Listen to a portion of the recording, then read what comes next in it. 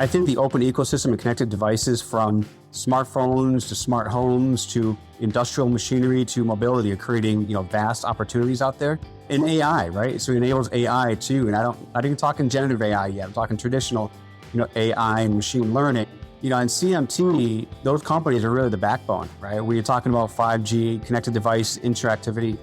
Welcome to What If, So What, the podcast where we explore what's possible with digital and discover how to make it real in your business. I'm your host, Jim Hertzfeld, and we get shit done by asking digital leaders the right questions. What if, so what, and most importantly, now what? Okay, I'm always excited about having a colleague on the show. In this episode, we have Kevin Colletti, fellow strategist. Kevin, welcome to the show. Tell us a little bit about yourself and what you do here at Perficient. Great. First off, thanks for having me on your show, Jim. Long-time listener, first-time guest. Happy to be here. Yeah, so I've been Perficient for about 5 years now, just shy of 5 years. Diverse background. I was on the corporate side of the business at a global Fortune 500 company for about 8 years as a head of e-business strategy in operations for the U.S. I worked at a large national ad agency for a number of years, and I've also run 2 startup companies. One digital company, one I was CEO of a software company. So been on the corporate side, startup side, digital side, and consulting side. So I think that rounds up nice for what we do here as a team. At Perficient, I guess I have maybe 2 themes to my role here. So one is, as a director on digital strategy team, I work with clients and prospects to identify, the best strategy and solution based on their goals, objectives, their challenges, and what they're trying to accomplish. And the dual role that I have is I also run the go-to-market strategy. I'm the GTM lead for the communications, media, and technology industry practice. Which is really why we have you here, right? And I know when you first started looking at telecom and high tech, right, and media, every now and then you have to kind of wake up, look around, see what's going on in the industry to make sure that we understand what our clients are doing, how they're operating, more importantly, really what their customers are looking for. And what we found is what we call CMT, which I first thought was country music television. I knew we were onto something, but it really is a confluence of really disparate industries, which have really been brought together through digital. So, and again, this is just sort of like our own categorization. So I think every organization has its own unique footprint. Every organization in the CMT category, has their own ambitions. They're all different, right? They're all special. But from your perspective and some of the analysis that you did, what was kind of driving this category consolidation? Yeah, a few things. That's a good question. So as far as why we established a CMT, we did, as you mentioned, a pretty complete assessment, right? So we looked at our competitors, to see what they were doing. We looked at our partners, see what they were doing, the industry at large. And most of our competitors and clients and partners really starting to cluster the C, the M, and the T together. There's really been, maybe over the last few years, a confusion among, what's the difference between a communications, which historically have been telecommunications company, a media company, and technology company, and where do they slot, right? So a good example, I'll give you one, is Meta, right? So Meta, it has Facebook. It's known as a media company, a social media company, but they would, clarify themselves distinctly as a technology company, right? It says it right on their site. It says it right on when you look it up. So people think of them as a media, but they're technology. So where do you slot them? There's still nuances, of course, between traditional communications, telecom companies versus media companies, but there's definitely enough crossover. We're to start combining the C, the M, and the T together as one industry to start kind of playing across the board here. And just to add, one of the major drivers, a really big driver, is a lot of these companies in communication and technology are looking for new revenue streams, right? So a lot of the telecommunication companies historically are turning into technology companies and working with media companies as well, because they're trying to really broaden their offerings and drive new revenue streams. So you'll hear a lot of buzz around transitioning or creating a new business model around telco accelerating to techno as a shift in the business. And it's really providing more end-to-end technology solutions, more than just, being a network provider, and such as creating new revenue streams around streaming media and helping really, with sustainable growth. So I remember years ago working for a cable company. I would call it a cable company, part of a larger conglomerate. And I remember at the time they were getting into streaming media. They know they were doing a lot of R&D, to do what I think Netflix really kind of paved the way for. And they kind of had to do it because, they were just really just the plumbing, right? And so I think the Spectrums and the Frontiers, the customer and those companies we know today have done that. Right? They've had to evolve these new capabilities, just not from I would kind of look at it not just from a revenue stream, but just from a survival differentiation, right? Absolutely. And I think also when Netflix became a content company. So I'd signed up for Netflix when I was getting DVDs in the mail. And then I remember streaming kind of popped up, right? But then they launched their own content, their own studios. Of course, Amazon's done the same, right? So that's all kind of in the same merge of offerings. Is that right? Is that fair to say, Kevin? Yeah, absolutely. Well, how does this impact their customers? And I think what's interesting to me is like a lot of categories, there's a consumer side that we all know because we're consumers, but there's often a commercial or a B2B side that most of us maybe not be familiar with unless we're one of those customers. Maybe we own a small business and, I need a bigger pipe into my my office. But, how is all this, I think, at the end of the day impacting their customers? Yeah, and I see this as ultimately a benefit for customers, right? And I mean that from a consumer point of view, business to business and commercial, as you mentioned, commercial. And I'll run it through a couple examples, right? It leads into some of the bundling stuff you were kind of mentioning a moment ago around new revenue streams. So a great example, a real world example is, a lot of companies are bundling their offerings, right? So you go sign up for Verizon or AT&T or Charter or Frontier or what have you for a mobile phone plan, right? And actually just did this when my daughter got her first phone a couple of weeks ago, and we could do a whole podcast on our own about that. That could be a whole episode, I'll tell you. You just getting started. An adventure. We'll do that in a year after your daughter has a year with her own phone. But it's a challenge to say the least. But yeah, I digress. So when you go there, you go to say you walk into the Verizon store or you're online at AT&T, you sign up for a plan. You instantly have the option to include cloud storage, right? So you're talking to a telecommunications or a cable company, and now you're doing what? You're doing traditional technology company with the cloud storage, offering, and then you have the option to include streaming. Right. So would you like Apple Music with that? Would you like the plan that comes with a Disney and Hulu bundle, streaming service? So traditional media offering. So that's a good example of, the C and the M, the T working closely together. And it's AT&T or Verizon offering it either on their own or through this ecosystem of partnerships throughout the C, M, and T, to like you mentioned, be sustainable growth, try to be their go-to place. You come to us and you sign up for Netflix or Amazon. You don't go outside go around us, per se. So I think, that's a good example. And it's really a convergence on, I'll say complementary offerings, right? You expect these kind of add-on offerings, to come together. Mm-hmm. Mm-hmm. And from a commercial side, do you see equivalent offers? Like, do you see the CMT category shifting away from sort of the consumer market? I know in other categories like consumer goods and manufacturing, we're seeing a little more emphasis on more of a commercial B2B offering. Do you see big changes on the commercial side of this category as well? How are they standing out and differentiating? Yeah, so customer experience is a big deal, right? And we'll get into that maybe in a few minutes. But from a commercial point of view, it's more of an open architecture ecosystem, right? These people are working together. So the commercial is really combining, partnerships for easily access to small business. So for example, they have fixed wireless access you can get now, right? It's an offering, in 5G until that's up and running. Small business can get a fixed wireless access, which is almost like their own internet within an internet box, right? That they can have in their home. So the FWA is really helping, bridge a gap until, fiber or a larger broadband happens for small businesses and on the commercial side. Mm-hmm. Well, 5G is interesting. I'm just going to go on a tangent here a little bit because I think that just the nature of 5G is opening up all kinds of new, almost digital operations, right? Devices talking to each other, right?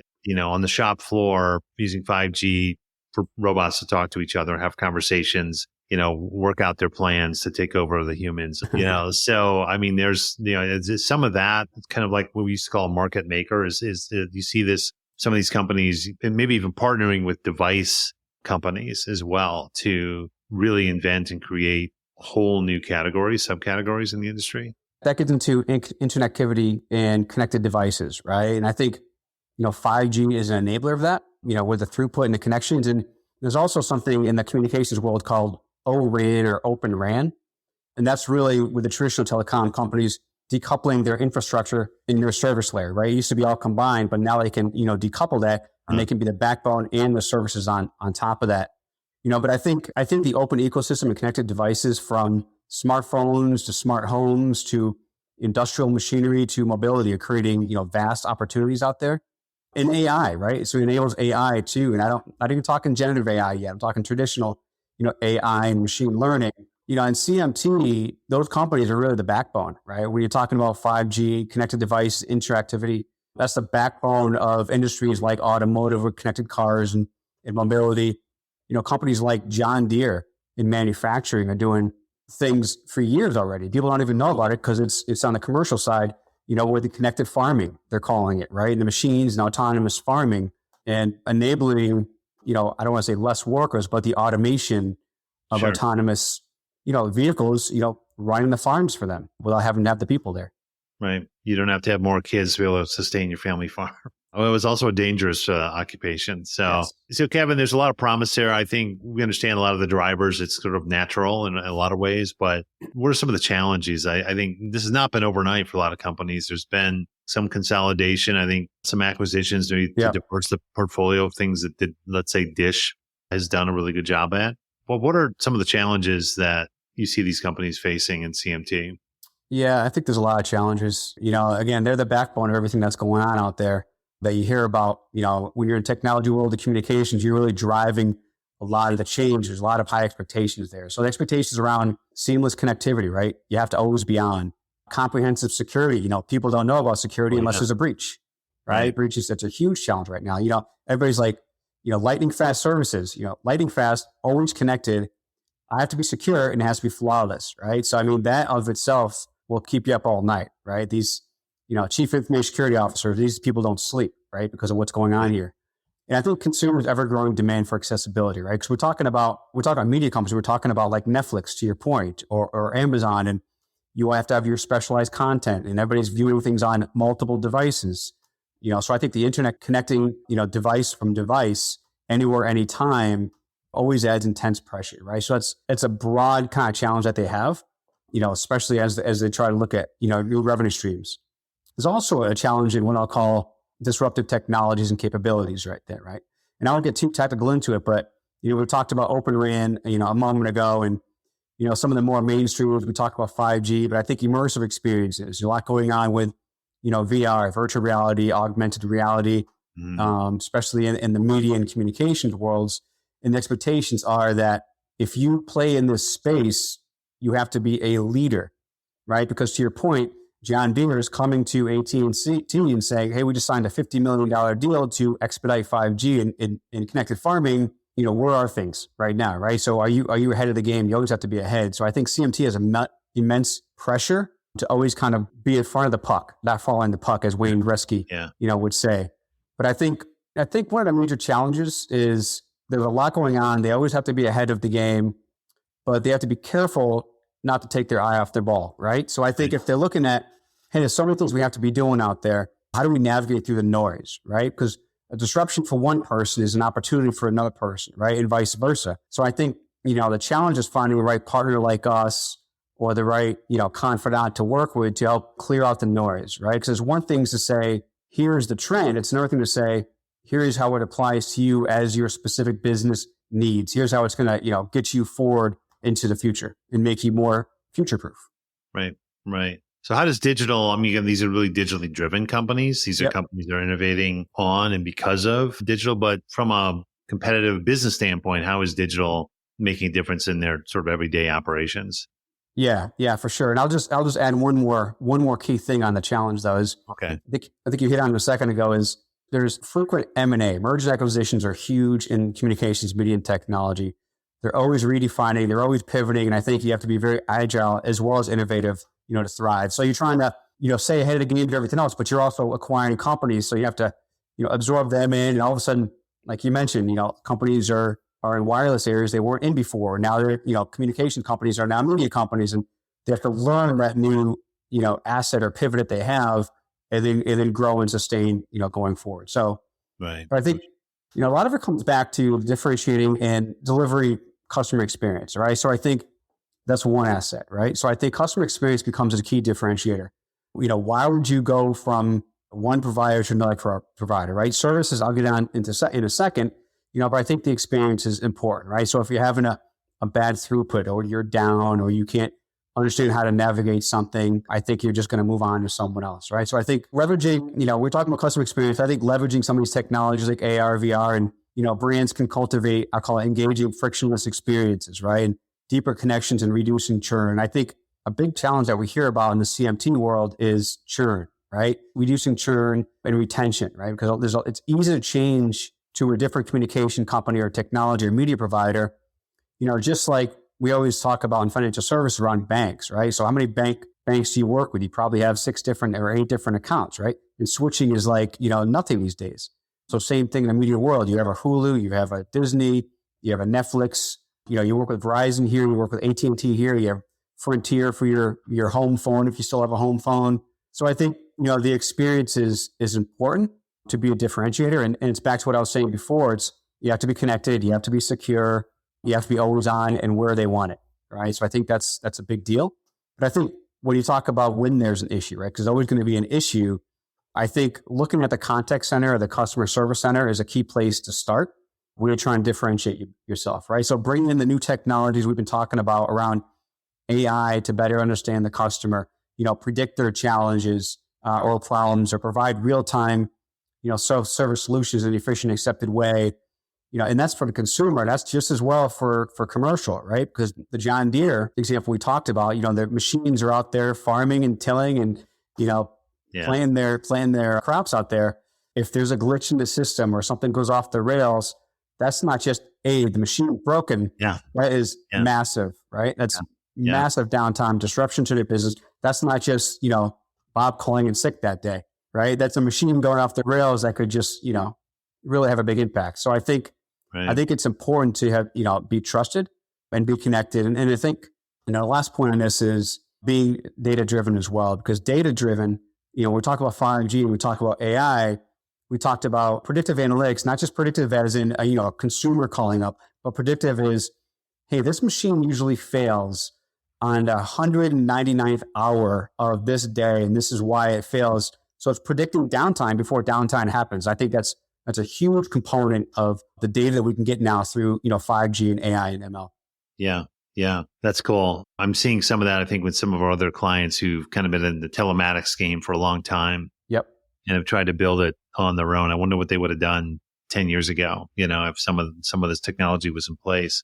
So I guess in terms of a mindset, and philosophy, and I just like to take that to my final question, which is advice for the listener. So it's an interesting category. I think technology is the reason why many of us got into this business in the first place. But this confluence of things just sort of happened. It had to happen. I think this is an industry that just it had to do it. There's almost, I don't want to call it survival, but I think it was a lot of opportunity, what some of these companies have done to stay relevant. But if you're not in CMT, maybe you're peering into this category, you're thinking about your own business. How do you bring this same mindset to your own world? Like, what would you share? What would you tell our listeners?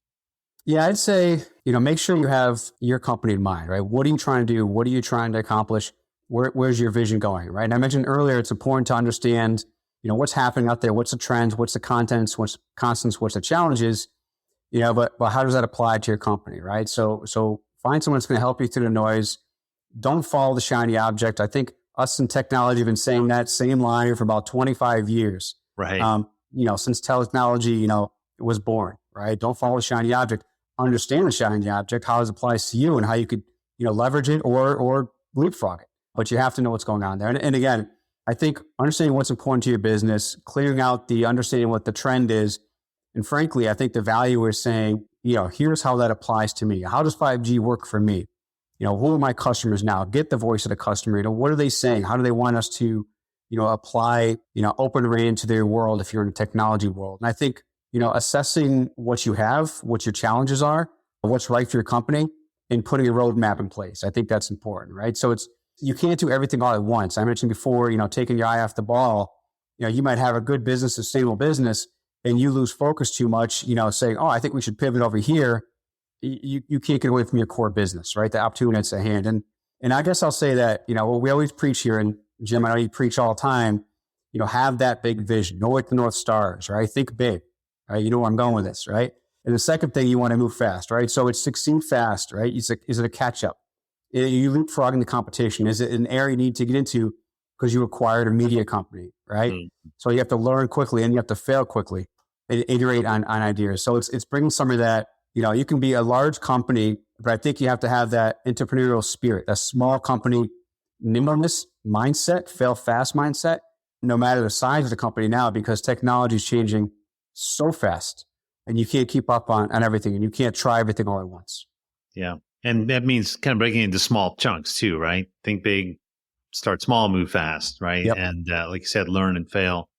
Yeah, I think it's a great mindset. But I really like what you said around really uncovering what really matters. So yeah, and again, that's maybe a whole other episode on shiny objects, that we can talk to. I know we did one called the rundown. We're going to do another rundown. We take the shiny objects. Yeah. Figure out, is it thumbs up or thumbs down? Is it real? So, great advice. Thanks for the overview, Kevin. That's great. I want to thank the entire communications, media, and technology category for making this podcast possible. Thanks for having us. It wasn't that long ago, we'd have to fly somewhere, get in a room, get some equipment. There's a reel-to-reel, there's a tape, going, and, right from our laptops and browsers. Here we are. This is brought to you by the CMT industry. Yeah. Thanks, Kevin. Thank you. Thanks for having me. Cheers. You've been listening to What If, So What, a digital strategy podcast from Perficient with Jim Hertzfeld. We want to thank our Perficient colleagues J.D. Norman and Rick Bauer for our music. Subscribe to the podcast and don't miss a single episode. You can find this season along with show notes at perficient.com. Thanks for listening.